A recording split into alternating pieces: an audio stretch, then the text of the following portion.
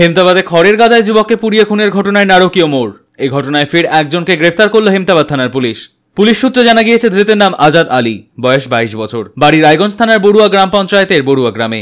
ধৃতের বিরুদ্ধে ভারতীয় ন্যায় সংহিতা আইনের 103, 238 ধারায় মামলা রুজু করেছে পুলিশ। এদিন অর্থাৎ মঙ্গলবার বিকেলে ধৃতকে রায়গঞ্জ মুখ্য বিচার বিভাগীয় ম্যাজিস্ট্রেট আদালতে তোলা হলে বিচারক 7 দিনের পুলিশি হেফাজতে নির্দেশ দিয়েছেন। রায়গঞ্জ সিজন কোর্টের সরকারি আইনজীবী নীলাদ্রি সরকার বলেন, ধৃতের বিরুদ্ধে ভারতীয় ন্যায় সংহিতা আইনের একাধিক জামিন অযোগ্য ধারায় মামলা রুজু করেছে পুলিশ। বিচারক তদন্তের স্বার্থে 7 দিনের পুলিশি হেফাজতে নির্দেশ দিয়েছেন। হেমতাবাদে খড়ের গাদায় যুবককে পুড়িয়ে খুনের ঘটনায় নারকীয় মোড়। ঘটনায় তৃণমূল কংগ্রেসের গ্রাম পঞ্চায়েত সদস্যার স্বামী তথা স্থানীয় তৃণমূল নেতা জাহেদুর রহমান ওরফে বাপিকে গ্রেফতার করার পর তাকে জেরা করে তার ঘনিষ্ঠ আরশাদ আলীকে গ্রেফতার করে হেমতাবাদ থানার পুলিশ।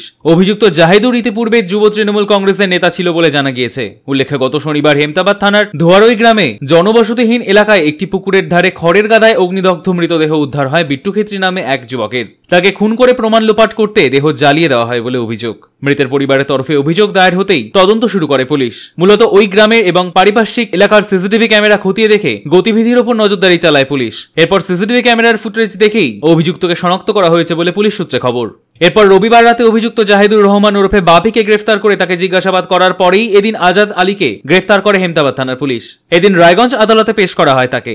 ঘটনায় আর কে কে জড়িত রয়েছে তা নিয়ে তদন্ত জারি রেখেছে পুলিশ। অন্যদিকে টাকা লেনদেন সংক্রান্ত বিবাদে এই খুনের ঘটনা বলে প্রাথমিক তদন্তে পুলিশ সূত্রে জানা গিয়েছে।